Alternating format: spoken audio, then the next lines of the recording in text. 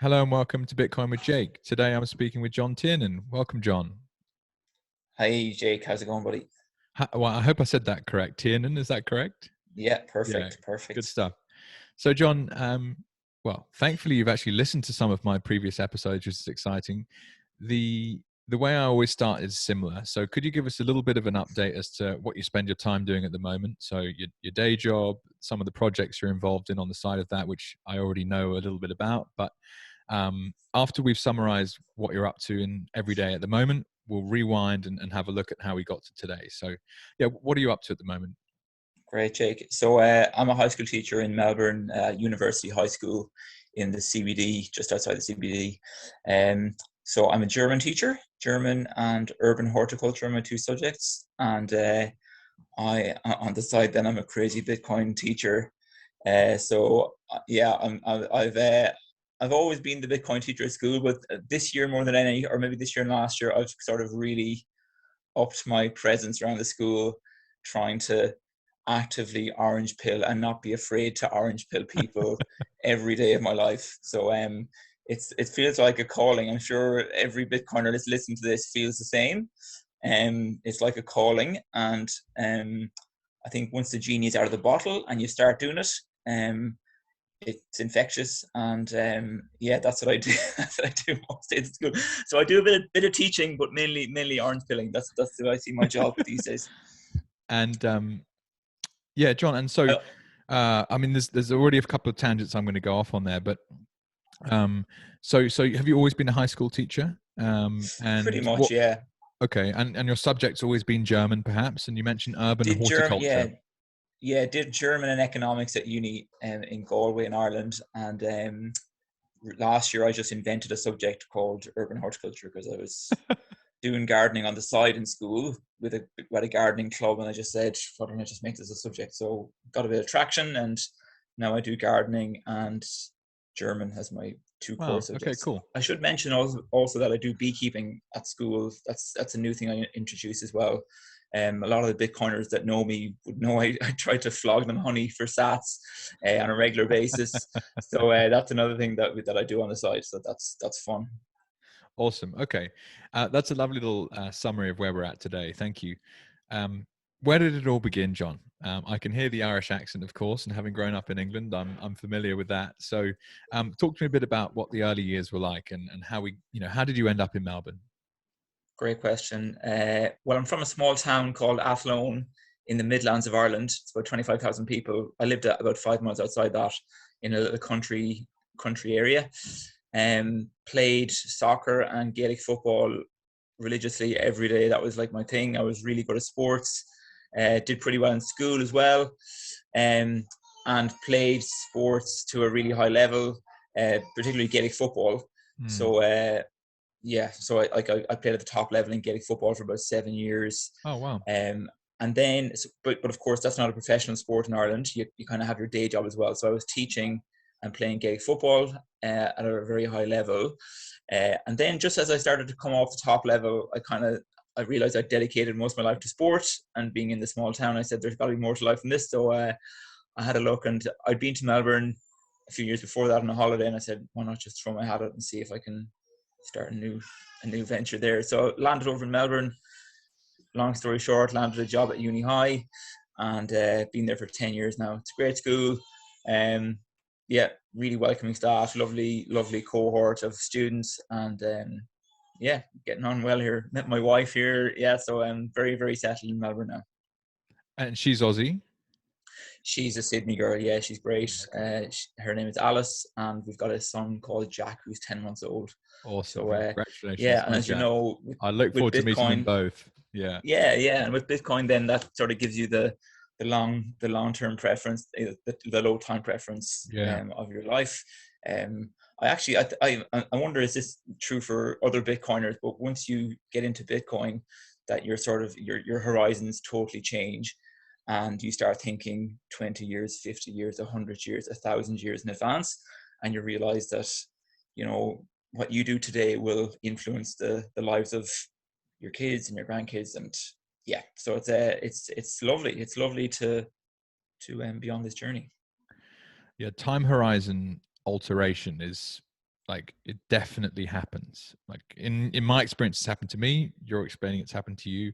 And it's a wonderful subject to dig into. So maybe we can do that as almost as a comparison. So talk to me a bit about what Gaelic football involves. Like, I've never played it myself. I've barely ever even watched it on TV. Is it an aggressive sport, contact sport? What are the kind of characters that are drawn into it as a game? And to commit 7 years at the highest level and not be paid, like that's extraordinary commitment to something. Or maybe you were paid, but you had to have a job on the side. And let's compare that perhaps slightly with what you now understand as like this long-term thinking that Bitcoin's helped you adopt. They're probably quite two very different types of John, frankly. So yeah, so like, and I've been on a similar journey in a sense. So yeah, just teach me a bit about Gaelic football. So what draws you into that sport? Like, who are the kind of characters that you meet from it? Yeah, so it's very tribal. So there's 32 counties in Ireland, and if you the county you come from, then a lot of your identity and pride gets wrapped up in that. So there's a lot of local rivalries, and I mean, much like the Premier League in soccer, Yeah. like teams and fans, there's huge rivalry between them, and similarly for Gaelic football. But it's different in that every player comes from the county that they're playing for. So you don't play for different counties. There's no moving around. You just play for the county you're from. So it means so much then when you have a bit of success at that level with your fellow county men, much more so than I can imagine with the Premier League team where you can buy in a player for $1 million, for whatever, Yeah. 100 million these days. Yeah. Inflation. I was going to say $1 million, but of course you wouldn't get a Premier League player for that That's a anymore. couple of weeks' wages. Yeah. Yeah, exactly. So Yeah. every player comes from the same area, and there's no transfer market between teams or anything. No. And Okay. sometimes people do move into if you. It's tricky. Sometimes players will move. Let's say if you're living in Cork in the south and you're from the other side of the country, Mm. most players would drive back and play for the county they're from. But sometimes players end up transferring, but it's really, really rare. Most people Okay. just play for the county they're from because that's where Wow. they're from and that's what they Yeah. love. So yeah, so it's very tribal like that. Gaelic football. The kind of player that plays it, I mean, they're quite athletic. I mean, much like the AFL lads, you see them, yeah, they're like Yeah. big, strong lads who can run forever. That's sort of the physique that you need for it. I guess if you're to equate it to Bitcoin, it's like proof of work. Like there's no hiding. You have to the best if the cream will rise to the top. So yeah, so I guess that's the similarity that I see with Bitcoin. Yeah. And so, because obviously as a recent migrant to Melbourne, AFL has become part of my life for the first time ever, and all of my friends and family have teams, and I've chosen a team, the Geelong Cats, and my mother-in-law's team. Great brownie points maneuver, that one. But I've loved it. Like, as a teenager, I never expected to be going to watch AFL regularly. It's a great family event. So it's similar-ish sport to Gaelish football, right? And It is, I think yeah. there are some Irish guys that end up playing in Oz AFL, right? There's maybe 4 or 5 in the league. Yeah. Yeah. Okay. Cool. And I know the type of physique you mean. It's very similar to some of the sports I played growing up. Okay. And so, how old were you when your Gaelic football career kind of started coming to an end? And Yeah. when that was happening,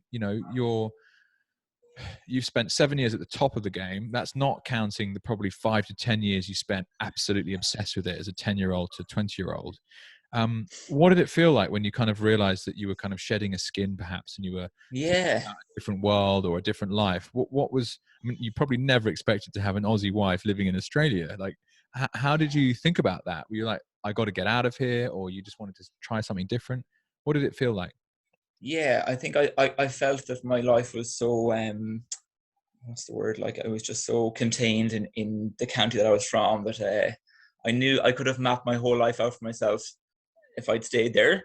Yeah. It would have been very simple, very predictable, and I wanted to just experience more and have more experiences. So yeah, that was Okay. the primary goal for coming over. I felt a little bit yeah, I mean, you lose your identity. I'm sure. I mean, I hear many soccer players talk about that in England when they retire, that they lose a sense of who they are. But yeah, I guess having a job on the side meant that you weren't only a Gaelic footballer. I guess that was one thing that I Perhaps that was a bit of a having a career benefit in a job. sense. Yeah, exactly, What exactly. intrigues me there, though, is, and this I'm finding in these conversations regularly, you're willing to take a risk. And there's a certain type of character that would have looked at that, predictable, I'll, probably get married to Yeah, someone yeah, here, have kids, work, live in the county, and then my son will play for the same county yeah, type yeah, yeah, vibe. yeah, yeah. And there's nothing wrong with that at all. No, Everyone can do whatever they want, but other people are like, not for me. And then here we are having this conversation. So this is something that comes up a lot. And so, okay, so you got yourself to Australia. Did you find the job prior to moving, or you found it once you got here? no, found it when I got here. Yeah, Okay. did a bit of substitute teaching for a while Yeah. around the suburbs of Melbourne, and then uni But high had a were job, you went for it, got it. forgive me, but were you confident of finding a job when you got here, or was it a case of like, right, I'm packing my Eh, bags, mum and dad, I'm going to Australia, see you later? Pretty much, yeah, pretty much. And I did like maybe for you it's the same, Jake. Like everything you have today in Melbourne, you earned it yourself. Yeah. And that's a I think that was another thing that I wanted to leave behind as well, because when you grow up in your hometown, you have all these connections that can Yep. help you. And I wanted to test myself, I think, coming over and seeing how I could fare when no one is, I have to just When no one's eke around. out a life Yeah, myself yeah. and thrive myself. And so that was a challenge, um, and took a couple of years, but yeah, You it's were fine. What a great, surprise. man. Yeah, yeah, exactly, exactly. But Yeah, this is the yeah, cool thing, though, is when you test yourself. And I had a similar. I moved to Singapore when I was 23, 24, and it was a similar instinct. I just wanted to leave England. I wanted to go and try yeah, something different. I'd never been to the country before. I managed to get a job from London after losing another one, and boom! Suddenly you were living and working in Asia, and you didn't know a single person before you turn up. and yeah. and it was really exciting but incredibly liberating, because you suddenly realize, a, anyone can do this, and then b, if you put your head down and work hard, you can actually achieve some of the goals you set down. So I really resonate with that. It's an Mm. exciting and kind of empowering part of your life in a sense. Okay, cool. So you've moved to Melbourne, you're setting up shop here. So roughly how old were you when you left Ireland? Sorry, John. Left when I was 30. 30. Okay, so you're 30 years Yeah, old. Yeah, wow, look at that. So 30 years old, and you just pack up everything and go. Like, it must yeah, have been a big yeah, moment. Okay, yeah. so a few years into here, and Bitcoin, I assume, comes along at some point. Um, How good, how good. yeah, yeah. So, like, did you have a friend that told you about it the first time around, or like, how did you come across it? So I was just on YouTube one day, and I don't know how Max Keiser came into my feed, but he did. And boy, am I glad I clicked on that link and let him go and rant for 10 minutes about Bitcoin. And I'm sure many people like myself didn't get what it was at the start, and probably didn't understand the significance of it. But Max was talking about the banking system and how it would disrupt banking. And that was something that resonated with me, because when I was 25, I moved to Guatemala, beside El Salvador, actually. Moved there for 3 months to do some volunteer work. Long story short, I set up like an NGO where I would import the products from the Guatemalan local women, like little handbags and stuff. They were pretty cool. It was just they had no way of actually getting them to market to sell them in a first world country. So I started importing them and selling them in Athlone, where I was, just, and then I'd ship the money back to them. But I had $5,000 to send back to them just by selling their products, and I sent it to them via the banking system, and $4,200 ended up in their account by the time all the leeches had their little cut. $4,200 got to the other side. Wow. And I was just appalled. And I went in and complained to my local bank, and the teller was just like shrugging her shoulders and trying to blame X, Y, And and Z sorry, so and stuff. John, that was a transfer from Ireland to Yeah, Guatemala in what year? Bank of Ireland in Athlone over to whatever the local bank is in Guatemala, in that village. And yeah, she showed me all the intermediaries that Yeah, had the wow. little cut. And yeah, I think from that day, that was 2005, so Bitcoin didn't exist. Yeah. But when Max Keiser went on the rant, then I had something to cling on to and say, yeah, Max, I've had this experience. I understand Wow. exactly what you're talking about. And that really brought me along. So Okay. I I walked down the street that day, took out a not insignificant amount of money out of my bank account and bought some Bitcoin for myself. Wicked. So Bang, just as I quick as that. yeah, and people say to me, Jesus, John, you were a visionary for doing that. But I actually think if I'd heard if maybe if I'd heard XRP being shilled on the internet that day, I might have run down the street and Yeah. bought XRP. So I shouldn't be patting myself on the back too much. But yeah, so I just happened to stumble on Max, Right. and he was ranting about the stuff that I cared about and had Yeah, experience. So interesting. it was, And so the Max Keiser YouTube video. So when did you stumble across that? that was late 2013. Okay. I think the price was about $200, I reckon, at the time. Wow. Wow. And then it spiked up to 1,200, and then it went back down to 100 again or something. Yep. So there Yep. was a lot of volatility. So yeah, I heard Danny talking about earning his stripes pretty early on. I Yeah. earned my stripes as well. So yeah, Wow, how interesting. And this kind of nicely highlights in a sense the type of character that I'm so intrigued by in this whole Bitcoin journey is that how many people had, well, first of all, you had to get on the plane and go to Guatemala and go and experience life there, and you were trying to do something for these people to then even end up in a situation where you saw the problem. So that already is relatively like risky to some people. They don't even leave their home yeah. countries, right? But then equally to have the conviction within just one 20-minute video to turn around and actually go and do something about it. Like it takes a certain type of character. Now, again, people can think whatever they want. However, it's interesting to me the type of people that have been drawn in. So, okay, so with 2013, Max Keiser video, bang, already interested. So the cool thing about buying some immediately is you have skin in the game. As soon as you have Yeah, skin in the game, you're then inextricably linked to this thing in a way that you don't even really realize how important that fact is. A lot has gone by in the last 9 years. So yeah, let's go this way. You mentioned already how your time frames or time horizons have changed as a result of Bitcoin. Perhaps you could compare how you felt in 2013 when you watched that YouTube video and how you feel now, and explain to people why your time horizons have changed. yeah.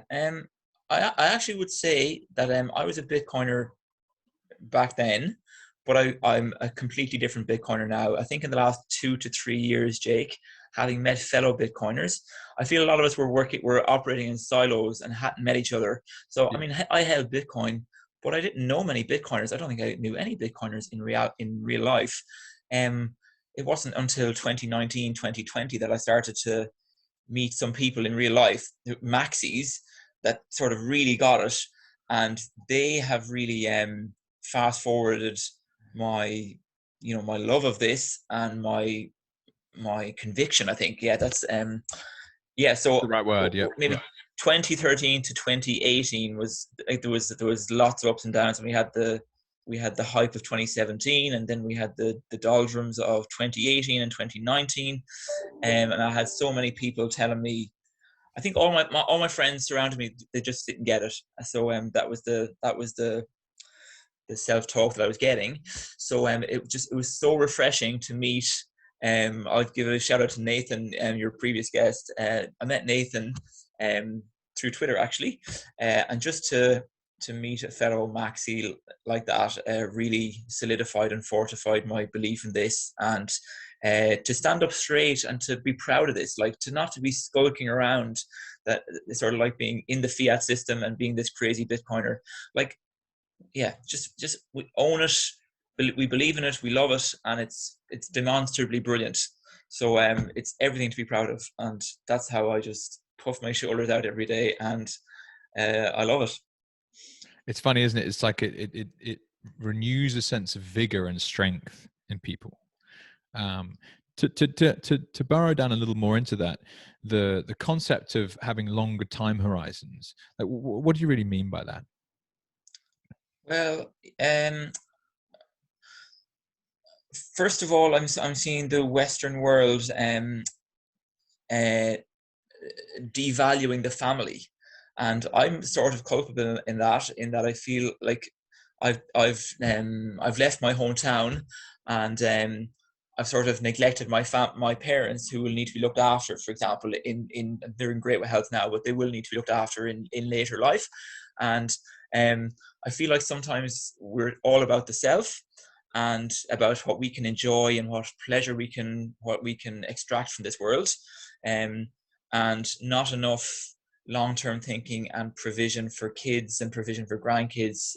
It's all about consuming and consumption, and yeah, just enjoying the now. And you only live once, and YOLO, as the kids in school say.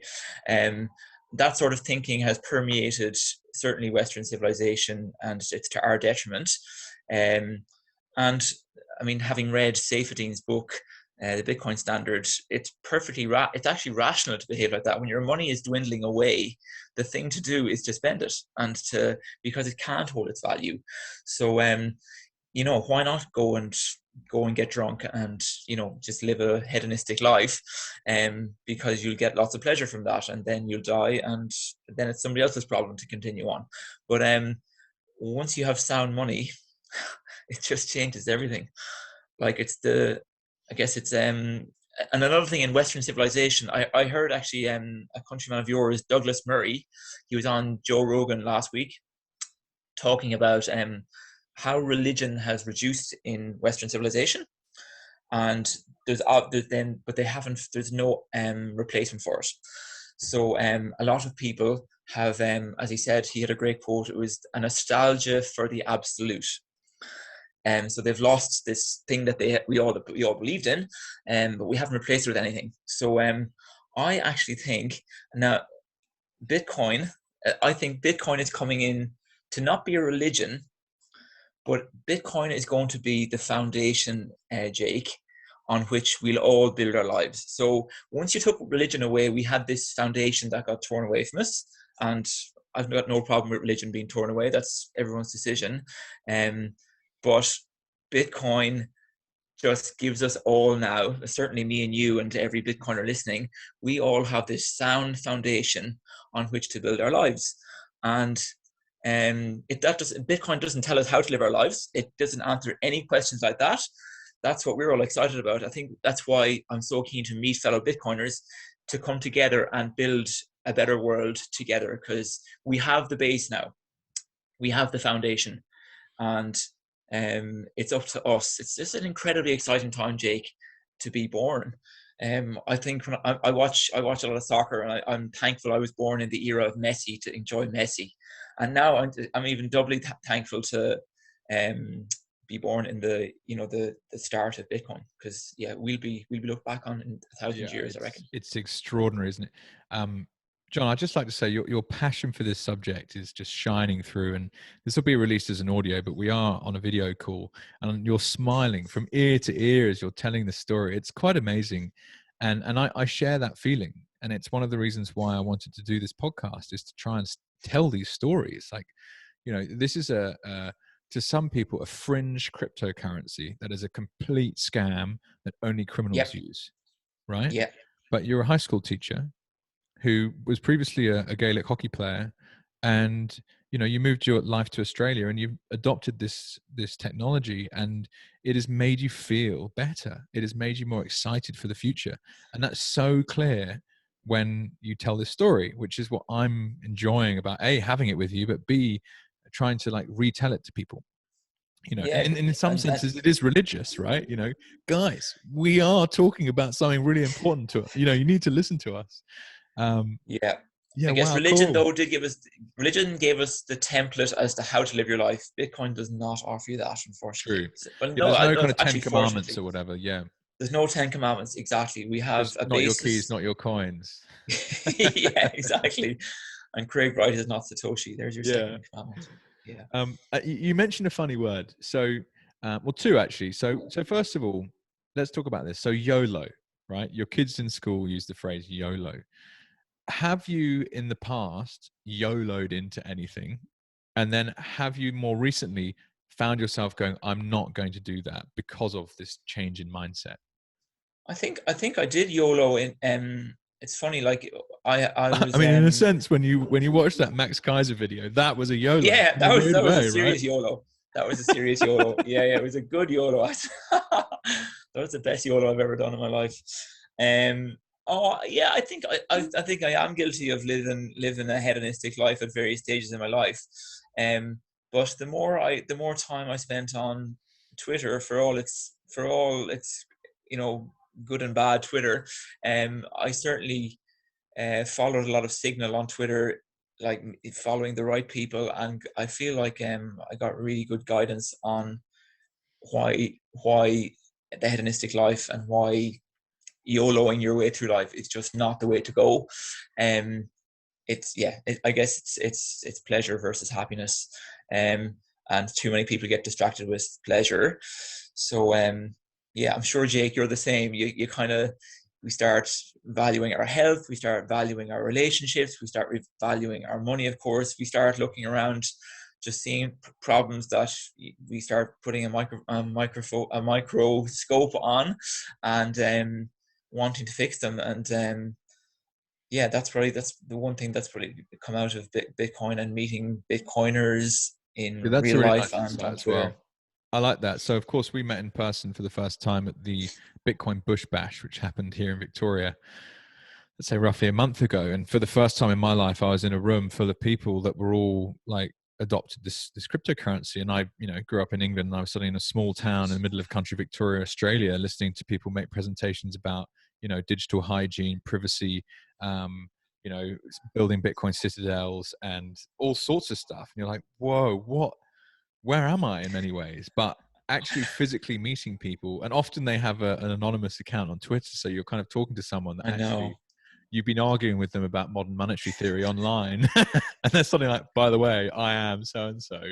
And you're like, oh, we know each other already. That's classic. Exactly. But it helps because it is a sense of connection and community that perhaps has been lacking in our lives that we didn't realize per se. Yeah, so that leads me back nicely to you use the phrase a Bitcoin maxi. What does that mean to you? Bitcoin Maxi is just someone who understands uh, money first and foremost, understands the characteristics of money, and has thought through Bitcoin enough to know that, and thought through I guess 100-year cycle of humanity, and knows where this all ends, and knows, or is, well, we don't know, but we're extremely confident that humanity will be incentivized, and will have, through inflation and through money printing, will be sort of incentivized to move to the soundest money which exists today, and that is Bitcoin. So yeah, I think once you meet people like that at the Bush Bash, I mean, you don't have to have those initial. We're all there for the same reasons. We're all maxis. We all get it. So it kind of just instantly you have this bond, Yeah. and a trust. I mean, we don't trust. We verify in Bitcoin, but in relationships, of course, you trust. And yeah, those Bitcoiners at the Bush Bash. I mean, I don't know most of them, but someone that goes there instantly, gets a big tick in my box, Mm. and someone that I would want to build a future with. Yeah, and you kind of trust each other weirdly straight away, right? Yeah, It's extraordinary in a sense. You mentioned this statement at the start of that about they understand what money is. Um, and at the very start of this call, you spoke about being a Bitcoin teacher at school. Now, I was never taught what money is. Went through school for 18 years, went to a business school, one of the top business schools in the UK, and did an undergraduate degree in business management. I was taught how to make money. I wasn't taught what money is.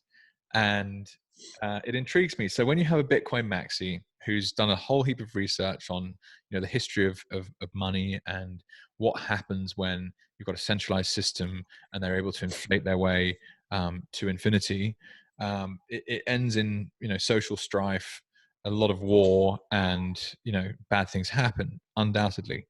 But you find yourself in a effectively very socialist system where the government has a centralized syllabus of subjects and is paying for your time essentially to, teach this information to the school kids of today. And it's sold to us as a very progressive and important part of life, that, kids go to school and education should be free, in Yeah. exclamation marks. But I'd love to understand what your take is on the current education system, and whether or not they actually teach the fact, like, what is money. And perhaps we can conspire for a moment as to why they don't. But what Yeah, does it yeah, feel yeah. like as a Bitcoin maxi sitting in this system, and seeing what you're Yes. teaching every day? I'm really intrigued to find out what that's like. Yeah. Well, first of all, I don't teach economics, but I sit beside an economics teacher who is Keynesian to a certain extent. He's Yep, a of course. he's a rational fella, of course, but he follows the Keynesian model, like every Western Academic economist seems to institution do. does. Yep, yep. Yeah, yeah, and thinks that the way to deal with recessions is to spend your way out, this sort of thing, and uh, yeah, so that's the permeating ideas in the economics faculty at uni high and at other I mean every school in Victoria, and I'm sure Australia is teaching the same stuff, and in Ireland it's the same. Yep. I did economics at year 12. I answered the questions the way that I was supposed to answer them, and I did very well. But never learned what money is. Never read Carl Mang. I don't know if I've read Carl Manger's book on the origins of money. It's absolutely brilliant. No, I haven't yet, We've but it's one of those things that's on the to-do list. I mean, the rabbit hole is never ending, right? Yeah, it's actually a 50-pager, Jake. It's Oh, actually really? doable in a day. Yeah, yeah. So it's actually you can tick that one off in a day. What was the Um, title? on the origins of money, I think it's called. Carl Menger from 1890 or something. Um, Yep.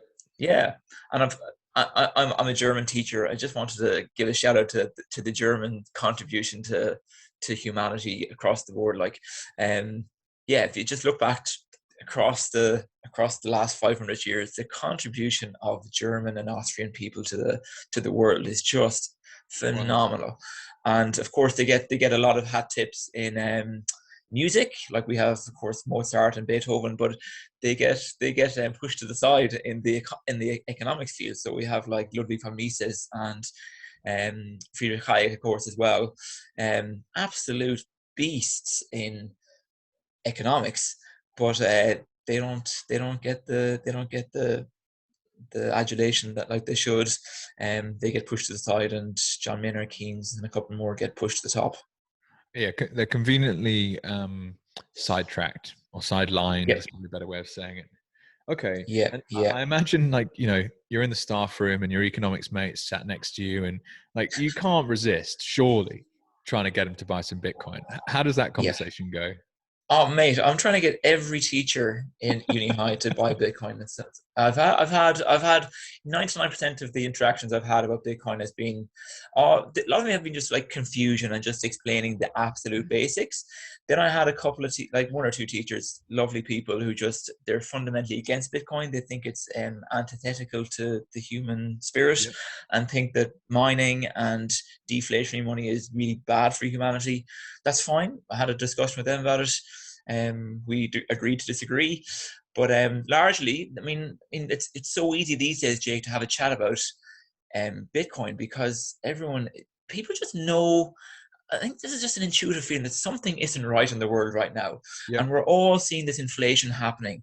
It's just this, yeah. The economics teacher and I were talking the other day, and we just said there's just something off in the world. And of course, I know what's off. I know it's the inflation. It's all this low time or this high time preference thinking. That's what's killing us. But people are they know something's up. They just don't know how to fix it. And I'm going to be there with the orange pill to explain to them how to fix it. And so you've managed to influence them into allowing you to teach Bitcoin to some of your students. So perhaps you could explain how old are the kids that you're looking after, What are you teaching them in these lessons? Was it difficult to get them to allow you to even have the class? Because I imagine it's like if the centralized authorities were to find out about this kind of thing, they'll be like, not allowed, or maybe there wasn't any pushback. I'm only conspiring. What's that process?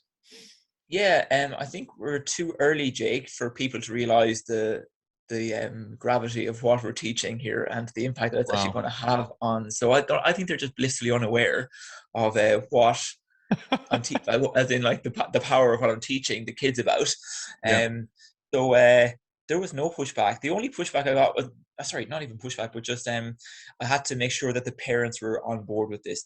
That no kid was coming to the class that their parents hadn't gotten approval that they could attend. So I think maybe if a kid had come and they found out that some crazy teacher was warping their mind to not Yeah. accept dollars anymore. So got consent of all the parents for the kids to attend, and I've had lots of interesting kids coming along. We send each other sats, and then I've been building a full on curriculum now. I've got it maybe about 20 videos ready to go, and I'm going to get 20. I've got about most of the assessment with the corresponding video ready to go. So I'm hoping that I'll be able to roll it out to other schools. But the problem is that I would love to roll this out across Australia, but it's just I can only be in one place at one time, and I try and do it at recess and lunch times. So the capacity to roll it out across schools is tricky because I work 5 days a week. So I was if Bitcoin goes to the moon, I'll be reducing my hours at school, and I'm just going to go full time at the Bitcoin Club. We call it Bitcoin Club, Awesome. and I'm just going to try and roll this out across Australia. And I guess if anyone's listening and has a teacher friend or is a teacher that wants to link in, we can talk about how to contact me. But that's yeah, I'm just so keen to roll this out, and yeah, I based my work on a book called Inventing Bitcoin by a fellow called Jan Pritzker. He works at Swan Bitcoin. He's awesome. I sent him an email. He got back to me and said it's fine to use his book. So he's even keen to zoom into 1 or 2 calls with me at Bitcoin Club. So I haven't hit him up yet, but I will. And so yeah, I've got a textbook to base the content on. I've got my presentations, and so we learn about all the stuff, Jake. We learn about like private keys, and we learn about public keys, and we learn about difficulty adjustment, and we learn about mining and proof of work, and the problem. Of course, we start at the very start. We learn about why humanity needs Bitcoin, how money has failed over centuries, what different monies we've had, and then that brings us up to the present system. And I mean, this is a wonderful, wonderful bit of work. It's impossible to know the impact you're going to have on these kids' lives. Like, well done. Like a hunt from the bottom Thanks. of my heart, like epic work. We don't know. So you didn't mention how old they are. So what, 15, 16 years old or? Yeah. Some are 13, some are 17. Yeah. Okay. So teenagers. Teenagers. And in 10 years time, if they're lucky to buy some at the moment, who knows what the price might have done. The life they have ahead of them as a teenager is like, get your grades, then go to university, get more grades, then fight to get into the workplace, to get underpaid for their time, to get overtaxed by a government that is inept and is also socializing the losses of their overspending through increasing rates of inflation. So a teenager today, I'm 33, so I'm, only 10, 15 years older than them, but it's like you're going to be working forever, but that's the reality of this current system, forever, if you stay in and this if you're system, lucky, you might get some kind of retirement pension, but like they also might fuck that up. So don't hold your hands waiting for that. That's a pretty bleak and depressing concept, right? Especially when the work that most of these people will end up being able to get is not work that they want to do. But that was our experience, Jake. We had no other. We had no plan B. True. That's so true. Perhaps I'm only looking at it in hindsight now, thinking that there's another option. Holy crap! Lucky. How lucky are we, Jake? How lucky are we that we have this plan B and we understand it, and we know there's a way out of this. And yeah, so this is the thing. People know something's up. People know the system is faltering. They Yeah. just don't know how to get out of it. And I feel like that's a big calling that It's very true, because actually I'm just we thinking back have. to when I finished university and I was like, I'm gonna be working forever. So that's exactly how I thought it was anyway. But Yeah, um, yeah, we're at the precipice of this step change essentially. But one of those kids in your Bitcoin club might go on to found a company, like a Bitcoin only company, building on top of Bitcoin. You just don't know. So yeah, awesome work. What's been some of the other, like, or has there been any kind of organic growth out of that, where, you know, a child's come to you with a specific set of questions that's really tested your ability to explain Bitcoin? Or perhaps, like, what's been the most difficult thing to teach them? And I frame that with, most people think we're mad, right? yeah, You know, yeah, consensus of the population is still Bitcoin is not worth putting any time or energy into whatsoever, let yeah, alone your life savings. yeah, Um, so we're already contrarian in this thought process. But one of the reasons we talk about Bitcoin all day long is we're looking for someone to explain to us why it can't work. Why is it not going to work? And more people are realizing that they can't find anyone with an actual reason why it can't work. And so hence we're becoming more and more bullish. Our conviction increases and more people join because we're yeah. persuading everyone.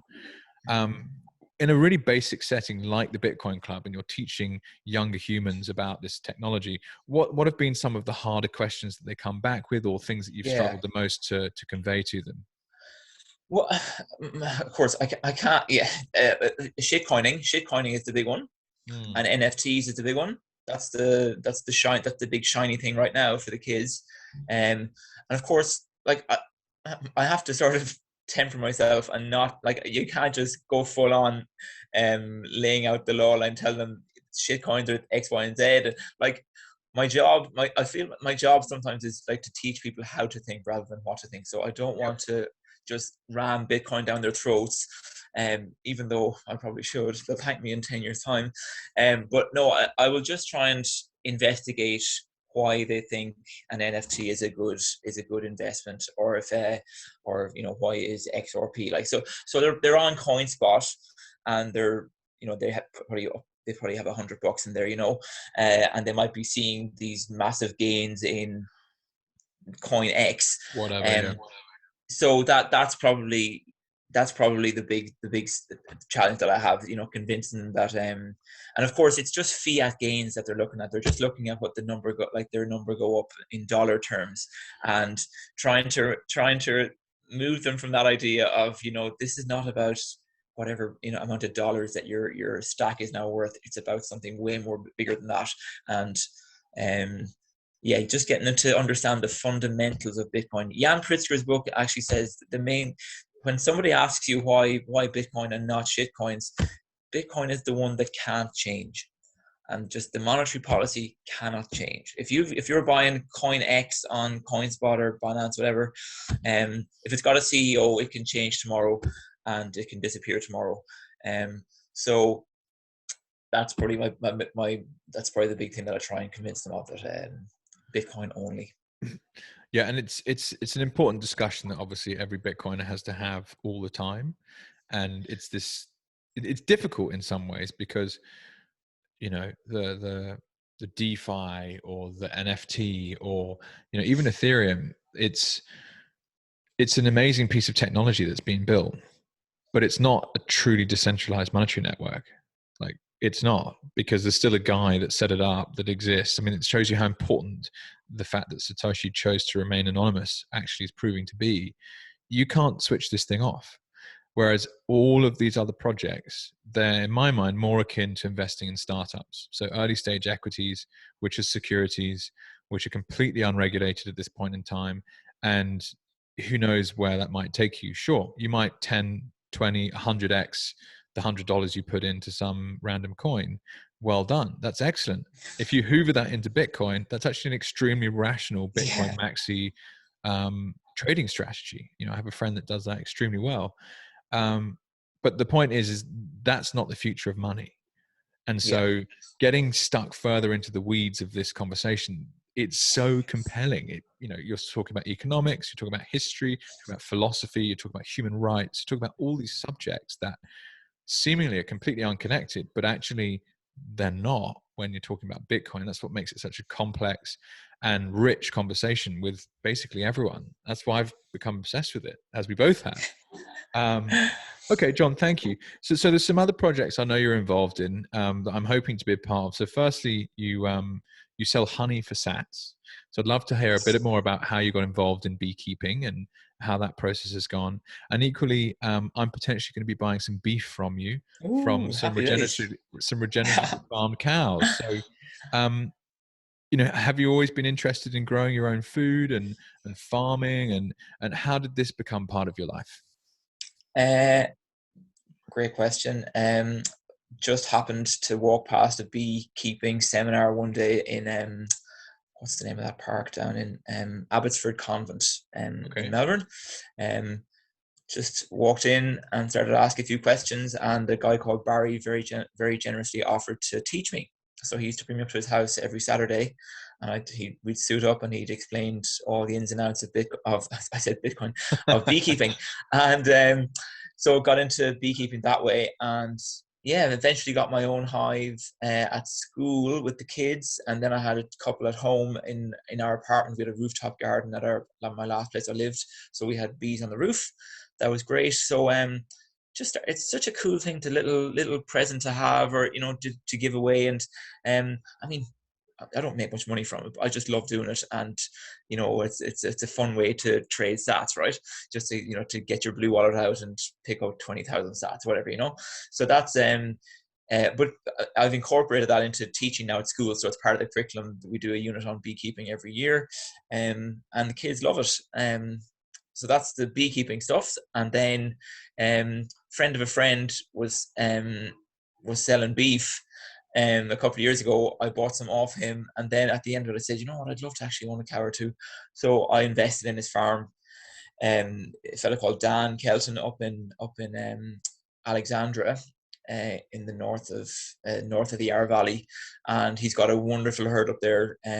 He's got a load of Angus cattle and a couple of Murray Greys and a couple of Holsteins, and yeah, I mean, it's one of these things that Bitcoiners are really passionate about now, is fixing the money. We're fixing that, and now it's about fixing the food. I mean, there are meat is just getting so maligned in the media, and of course, well, it's become quite political now. But I think we become really passionate about. Well, I guess once we found out the money is fake, we tried to see, well, what else is fake, and a lot of us believe that the current dietary advice to humanity is not on the money. So we think that eating beef is the most nutrient dense food that you can do. So I'm really passionate about building that securing that part of my life as well. I guess the third part of the jigsaw then would be the energy, and yeah, that's the next thing. So if we start to move off, if we start living off grid, that'll be the next thing we need to secure. I think probably if I'm interested in learning about, well, solar energy seems to be the probably the easiest thing to do if you move rural, but I'll be also really keen to find out about like these small nuclear reactors, things that could potentially, just fast forward, living at a really having a high quality life in a rural location. It's it's pretty cool, isn't it? How suddenly this conversation of like, okay, we're going to buy this token online, this cryptocurrency, and suddenly you're talking about these really important facets in your life, like where do you live, what do you eat, like whoa. And perhaps we've been guilty of not asking these questions effectively in the past. What was it in particular? Because the beef side of things, I think, is particularly interesting out of what you just went through. We'll leave energy for later or another time. But did you specifically? So it was a friend of a friend you got introduced to. Do you see an opportunity to help connect people in urban environments to farmers in rural environments, and doing it in a way which is more decentralized and peer-to-peer as a result of using Bitcoin? Like, what are the ramifications of that potential? Definitely, Jake. Like I want you and people like you to know the cow. You know where the cow lives. You know what grass it's eating, and I want you to know exactly where your food comes from. Um, you go to Coles, you are just siphoned into thinking that those oranges and those apples and those plums and that meat is the way food should look, and we're sort of we're told what food is. That's sort of, we get we get Coles, Woolies, and maybe IGA, and we have three choices for what our food looks like, and that's what most of us think food is. We go to the shop and that's how food looks, and of course oranges have to be a certain size and pears have to be a certain size and broccoli can't be too big, and it's got to be all sculpted perfectly for us. And there's like 160 species of apple. In Australia, we get exposed to 6 or whatever, whatever's on the shelf in Coles when you walk in. So yeah, that's just taking back ownership of that is really important. So yeah, I want people to know exactly where their food comes from. I want to provide it to them, and of course, regenerative agriculture is just powerful. If people want to check out a fella called Alan Savory on YouTube, he did a TED talk. It's just unreal, just speaking about the power of um, desertified land, how running cattle and running livestock over it can just bring it back to life. So yeah, we're healing the soil, we're fixing the money, Jake, and we're up for What's this. next? Yeah, exactly. Yeah. No, it's cool. I mean, just to jive in on that, you mentioned a phrase, take back ownership. Now, the funny thing is that you're taking back ownership in this particular example of your food. What food are you eating? Where does it come from? Why is it important that you get it from a certain place? How does it look? It's okay if it doesn't look perfect like a supermarket. How does it taste? How do you cook it? What was it fed? All these questions we've been guilty of not asking properly for a long time. We've been lured into a sense of false security where everything's fine, but actually when you walk around on the street, you can physically see how sick people are because of how big they are, right? Yeah. And there's this epidemic of obesity right in front of our eyes. And why is that? Because of the food. The modern fiat food system, as we'll mention Safedine again in the fiat standard, he links it so brilliantly as to like the incentive structure in the food industry. When there is a money printer, incentivizes the production of awful quality food for people that is completely and utterly unhealthy, but because of the size of their lobbying groups, government's actually not helping in the slightest. It makes it worse. And we look at the COVID-19 supposed pandemic. Not once did a government suggest people get outside and exercise. Yeah. What? What do you mean? Yeah. Like, Yeah. someone who's fit and healthy is less likely to die from a disease. That's the simple truth. And you're telling people to sit inside, do nothing. I mean, it's just mind blowing. We won't go down that rabbit hole, but in terms of the farmer that you're interacting with, I'd love to understand, was this a bit of a breath of fresh air to them when you came along and you were like, right, I'm based in Melbourne, I'm a Bitcoiner, I want to use this decentralized money, I want to buy your beef off you so you don't have to sell it to anyone else. I reckon I can get a bunch of people in Melbourne to buy it off you. What problem are you solving for the farmer? Because as an entrepreneurial mindset, I'm always looking, okay, solve big problems. Yeah. Solve big So problems. People will pay you to solve that problem for you. yeah, I think he can't believe the amount of demand that I've had, actually. Once I put a Wow. shout out on, yeah, so I sold, I think Dan puts a shout out on Facebook to his friends on Facebook, and he sells his cow that way. But I mean, I had the whole cow and more than a cow sold within a couple of days, as you know. So yeah, he was blown away by the demand for this. And of course, I'm only taking Bitcoin. So yeah, he just couldn't believe that there was people out there, that there's this community that needs to get tapped into. And it's not like we're not selling crap here. We're selling high quality stuff to high quality people, and we want to make high quality people. And yeah, Jake, you were talking about the sick people walking around. I mean, Bitcoiners have taken ownership of their money. we've taken ownership of our health, and we're just sort of, we're in control of our own lives. That's the big thing. We've sort of outsourced the control of our life for too long. We kind of we were passive. I mean, you and I talk about the food supply, not asking the right questions. We just went along to our Safeways and our Tesco's and accepted it. And yeah, once the door is open and you can see, when you start owning your own money, you starting wanting to have even more ownership over your own life. Yeah. If people listen to this are probably Bitcoiners, so they all get it. But yeah, it's a powerful thing. Yeah, It's a it's an powerful thing. interesting point, because in a sense, so far, the focus of the podcast has been on people who are already Bitcoiners, and therefore you're kind of preaching to the choir that already gets it, or you're preaching to the already converted. And I think where this kind of project could get really interesting is trying to find guests that have themselves adopted Bitcoin, but they have a following or some kind of community that they're a part of that haven't. And it's trying to bridge that gap. So let's just for sake of argument, say 2% of the world is currently, on the Bitcoin standard. So you've got 98% of the global population that doesn't yet know enough about it to have made that decision. So, you're an educator. Potentially I'm here like a creator, like, the ability to bridge that gap is going to be absolutely imperative, but also is hugely exciting. And how we do that, we need to work it out. Teaching Bitcoin in schools, great idea. Create a curriculum. There's going to be Bitcoiners in a lot of high schools in Australia, in the world for that matter, that would, if you open source your curriculum, get hold of it and do the same thing potentially. It's very, very exciting. Thinking now, Jake. I should be linking in with schools where, like, I would talking go, about if I could just jump in, John, I would go, instead of schools, you don't want to go to the head, you don't want to go through the school community. You need to somehow find Bitcoiners within those schools. So if I was ever looking at trying to sell new products to companies, you need a gatekeeper. Don't go through the marketing channels or the HR department or whatever. I'd be trying to find somehow, like, you could probably even do it on Telegram. You just build a group of Bitcoiners that are school teachers, and that's it. And that would be your route to market in a sense.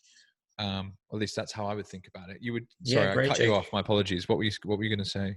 I was actually, I just had an idea that when we were on the way to the Bush Bash, I contacted the local high school to see could I get up, and I said we'll be doing a presentation on Bitcoin all weekend. Would any of your students like to come along? And the principal never got back to me. So you're right. I take your point. Contacting the head might be the best way to get to sort of I would say not. From my startup experience, when we were trying to build digital products from scratch, you were specifically looking for gatekeepers, and then you would look for decision makers. So thinking about who are you trying to get in there with? Okay, well, how do we get to them? Love it. And it's about like looking at an organization and trying to work out how to do that. For sure, there will be Bitcoiners that work as high school and even university lecturers throughout Australia. We just haven't found them yet. Well, John, this seems like a wonderful point to wrap it up on. The last summary you made about just generally the purpose in your life, the vision of the future has changed as a result of this. And what I guess I'd like to really get across is that anyone can do this. You just have to start reading, start listening to podcasts, start watching YouTube videos, and already 10 or so episodes into this project, I've spoken with entrepreneurs, I've spoken with investment bankers, I've spoken with now a high school teacher, I've spoken with lawyers, I've spoken with all these different people from different professions that are converging on the same thing. I guess what I want to get across is, why are people doing this? And I hope that comes through in the conversations we have.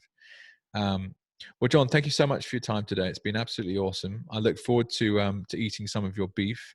So your honey is called Proof of Work honey, which is very aptly named. Will you call it Proof of Work beef as well, or is it already branded under Dan's farm? No, great question. Well, Dan's farm is called Holistic Pastoral. Maybe I'll stick a little Proof of Work beef on the side. That's just a little hat tip to Satoshi. Yeah, I love it. Well, enjoy the rest of your day, John. Thank you so much for your time and spending it with me. Thanks, Jake. That was awesome. Really enjoyed chatting to you. Pleasure.